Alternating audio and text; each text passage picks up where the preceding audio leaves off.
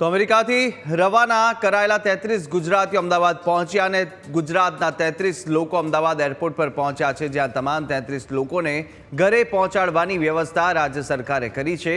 તમામ લોકોને લઈ જવા માટે જિલ્લા પ્રમાણે પોલીસની ગાડીઓ ફાળવવામાં આવી છે। અમૃતસર ખાતે વેરિફિકેશન પ્રોસેસ કરવામાં આવી હતી। તે પ્રોસેસ પૂર્ણ થયા બાદ હવે પોલીસે તમામને સાથે લઈને જવાની છે, જ્યાં અમેરિકાથી ગઈકાલે અમૃતસર તેઓ ડિપોર્ટ કરવામાં આવ્યા હતા અને ગઈકાલે યુએસનું એરક્રાફ્ટ 104 ભારતીયોને લઈને અમૃતસર એરપોર્ટ પહોંચ્યું હતું કે જ્યાં ત્યાંથી જેટલા ગુજરાતીઓ 33 ગુજરાતીઓ છે તેમને અમદાવાદ એરપોર્ટ પર લાવવામાં આવ્યા અને અમદાવાદ એરપોર્ટથી હવે તેમને તબક્કાવાર ત્યાં આગળ લઈ જવામાં આવશે, તેમના ઘરે લઈ જવામાં આવશે અને જિલ્લા વાઇઝ તેઓએ તમામ પોલીસની વાન છે તે પણ તૈનાત છે।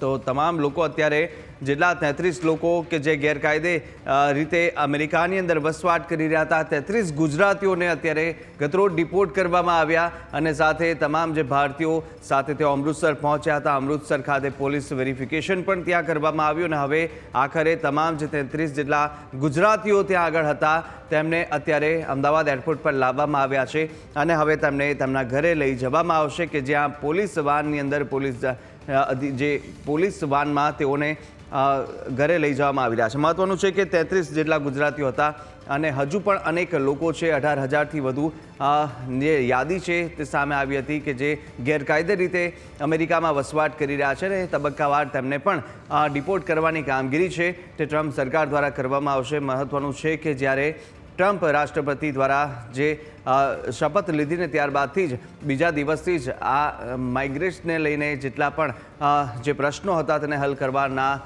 પ્રયાસો કરવામાં આવી રહ્યા હતા અને જેટલા પણ ગેરકાયદે રીતે અમેરિકામાં વસવાટ કરી રહ્યા હતા તેમને પણ બહાર દેશ નિકાલ કરવા માટેના પ્રોસેસ પણ શરૂ કરી દેવામાં આવ્યા હતા અને તેમાં જ જે પ્રથમ યાદી સામે આવી તેમાં 18,000 જેટલા નામો સામે આવ્યા હતા અને જેની અંદર તબક્કાવાર તેમને એક એક કરી અને હવે ડિપોર્ટ કરવાની કામગીરી પણ કરવામાં આવી રહી છે અને મહત્વનું છે કે સેના દ્વારા અમેરિકાના સેનાના એરોપ્લેનની અંદર તમામને અત્યારે પાછા પરત લાવવાની કામગીરી કરવામાં આવી રહી છે।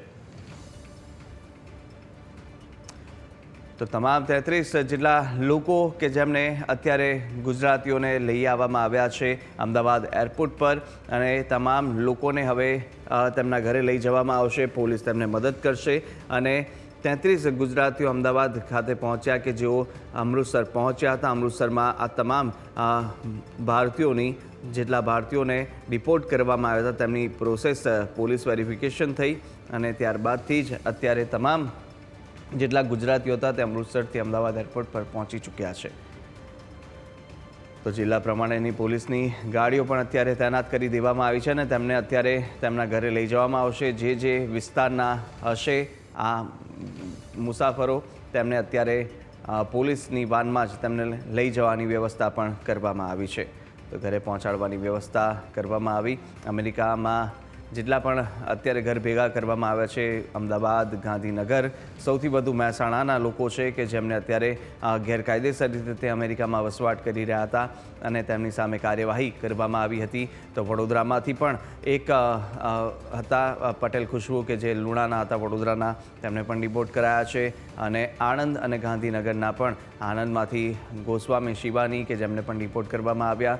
તો મહેસાણાના સૌથી વધુ લોકો છે કે જેઓ 33માંથી સૌથી વધારે મહેસાણાના નામ સામે આવ્યા છે અને તેમને પણ અત્યારે પાછા લાવવામાં આવ્યા છે। તો ભરૂચમાં પણ એક વ્યક્તિ કે જે ગેરકાયદે રીતે અમેરિકામાં વસવાટ કરતા હતા તેમને પણ ડિપોર્ટ કરવામાં આવ્યા અને તેમને પણ પરત ભારત લવાયા છે। તો આ તમામ લોકોની યાદી પણ સામે આવી હતી। અગાઉ પણ અનેક એવા કિસ્સાઓ સામે આવ્યા કે ગેરકાયદે રીતે તેઓ અમેરિકામાં પ્રવેશ કરી રહ્યા હોય અને પ્રવેશ કરતા સમયે અનેક લોકો ઝડપાયા હતા અને આ જ રીતે જે એજન્ટ દ્વારા જે કબૂતરબાજો છે તેમને પણ તપાસ અગાઉ પણ થઈ ચૂકી છે, પરંતુ અત્યારે જેટલા 33 લોકો છે કે 33 લોકોને અત્યારે પાછા ગુજરાતીઓને અમદાવાદ એરપોર્ટ પર લાવવામાં આવ્યા છે। વધુ વિગતો સાથે સંવાદદાતા જયેશ ઓનલાઈન પર જોડાયા। જયેશ, અત્યારે 33 લોકો અમદાવાદ એરપોર્ટ પર પહોંચી ચૂક્યા છે, ગુજરાતીઓ જે ગેરકાયદે રીતે અમેરિકામાં રહેતા હતા। હવે કયા પ્રકારની કાર્યવાહી થઈ રહી છે?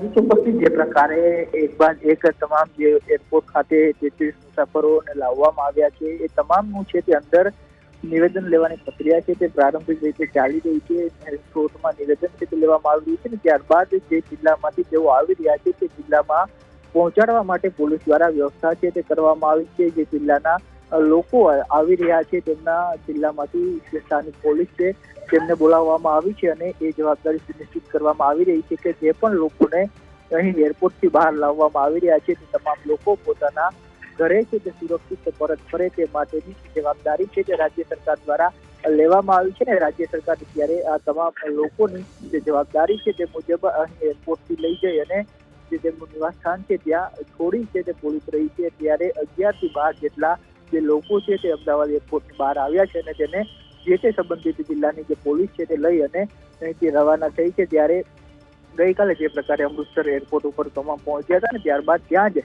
ઇમિગ્રેશન વિભાગ દ્વારા છે તે તમામ પૂછપરછ છે તે કરવામાં આવી, જે પ્રોસેસ છે તે પૂર્ણ કરવામાં આવી છે. સાથે ભારતીય એજન્સીઓ છે તપાસ એજન્સીઓ તે પણ તે સ્થળે હાજર હતી અને ત્યારે તમામ એક બાદ એક જે લોકો છે કે જેમને યુએસથી ડિપોર્ટ કરવામાં આવ્યા છે, યુએસથી ડિપોર્ટ કરવામાં આવેલા લોકો છે તે અમદાવાદ એરપોર્ટ ખાતે ત્યારે પહોંચી રહ્યા છે. અત્યાર સુધીમાં 14 જેટલા લોકો છે તેમને બહાર લાવવામાં આવ્યા છે અને તેમને અલગ અલગ જે તેમના જે નિવાસ સ્થાન છે ત્યાં છોડવા માટેની પ્રક્રિયા છે તે હાથ ધરવામાં આવી રહી છે. ત્યારે હવે આગામી સમયમાં રાજ્ય સરકાર આ મુદ્દા ઉપર કોઈ કાર્યવાહી વધુ કરે છે કે કેમ તે પણ જોવું રહ્યું. જી જયેશ, આભાર માહિતી સાથે જોડાવા બદલ. તો અત્યારે પોલીસ બંદોબસ્ત સાથે લોકોને વતન પણ લઈ જવાનું શરૂ કરી દેવામાં આવ્યું છે. અત્યાર સુધીની અંદર 10થી વધુ લોકો કે જેઓને એરપોર્ટની બહાર લાવવામાં આવ્યા છે. પોલીસ ત્યાં આગળ પ્રાથમિક પૂછપરછ પણ પોલીસ દ્વારા કરવામાં આવશે. પરંતુ અમેરિકાની અંદર આ ગેરકાયદે જે ઘૂસેલા 33 ગુજરાતીઓ છે તેમની સહિતના 104 જે ભારતીયો છે તે ડિપોર્ટ રોજ કરવામાં આવ્યા હતા. 5 તારીખે અમેરિકન એરફોર્સના વિમાનની અંદર તેઓને અમૃતસર લાવવામાં આવ્યા અને ત્યાંથી જ 33 જેટલા ગુજરાતીઓ છે કે જેઓ આજે વહેલી સવારે જ તેઓને વિમાન માર્ગે અમદાવાદ એરપોર્ટ પર તેઓ પહોંચી ચૂક્યા હતા અને ત્યાં આગળ પોલીસની ગાડીઓ પણ તૈનાત હતી કે જ્યારે 4 લોકો મધ્ય ગુજરાતના છે તો સાથે એક દક્ષિણ ગુજરાતનો. ત્યારે પોલીસ દ્વારા પણ તેમના વાહનમાં જ આ તમામ લોકોને છે તેમના વતનમાં લઈ જવામાં આવી રહ્યા છે. તો અત્યાર સુધીમાં 10 જેટલા લોકો એરપોર્ટની બહાર નીકળી ચૂક્યા છે અને તેમને જિલ્લા પ્રમાણે પોલીસ તેમના વાહનોમાં બેસાડી અને તેમને ઘરે લઈ જવાની કાર્યવાહી પણ કરી રહ્યું છે. તો અનેક મહેસાણાના સૌથી વધુ લોકો હતા તો સાથે સાથે તમામ ઉત્તર ગુજરાત અને દક્ષિણ ગુજરાતના લોકો છે કે જેમને માટે પોલીસની વાન તૈનાત હતી.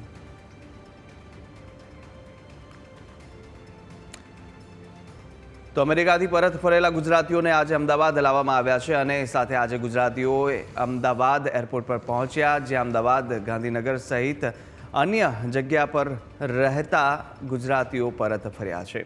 તો સાથે પોલીસ તમામ મુસાફરોના નામ અને સરનામાની પણ નોંધણી કરવાનું છે. જ્યાં અમેરિકાથી પરત આવેલા તમામ લોકોની પૂછપરછ પણ કરવામાં આવશે. ગુનાહિત પ્રવૃત્તિ જણાશે તો કાયદેસરની કાર્યવાહી પણ થશે. ત્યારે પોલીસની પૂછપરછ બાદ મોટા એજન્ટોના નામ પણ સામે આવી શકે છે. મારે જવું શીખર હવે કેવી રીતે હું કર્યું આપણને તો આ ખબર જ નહીં પડી કશા વાતની. મારો વહુ ને છોકરો હોયનો. છોકરો કેટલા વર્ષ તું 5 વર્ષનો ભાઈ. ના જવા દો બાપા અમારા છોકરાને. હકીકતમાં તો અમે કઈ જાણતા નથી. બીજું ત્રીજું તારા લગ્ન કરેલા વર્ષ થયેલું છે. હવે અત્યારે રહી છે અમદાવાદ. એમાં અમે કોઈ વસ્તુ જાણતા નહીં કે અમેરિકા જઈ છે નહીં જઈ. અમારી પર કોઈ ફોન નહીં આવ્યો. મીડિયાના માધ્યમથી અમને ખબર પડી 25 દિવસ થયા એટલે અમે કઈ જાણતા નહીં. કહેતા હતા કે અમારે આ વેચીને વિદેશ જવાનું છે, પણ કઈ રીતે જવાનું છે, શું જવાનું, ક્યાં જવાનું એ આપણને કઈ ખ્યાલ નતો. સમજી વિચારીને પગલું ભરવા જેવું હતું. આવી રીતે ગેરકાયદેસર જવું બહુ ખરાબ કહેવાય. આવી રીતે અન્ય લોકોને એ જ કહેવા માંગુ છું કે આવી રીતે ઉતાવળમાં પગલું ના ભરાય. જે આપણે પરિસ્થિતિમાં છીએ એના આધીન જ રહેવું પડે. હા, પ્રગતિ તો કરવી પડે પણ એ મહેનતથી બી થઈ શકે છે.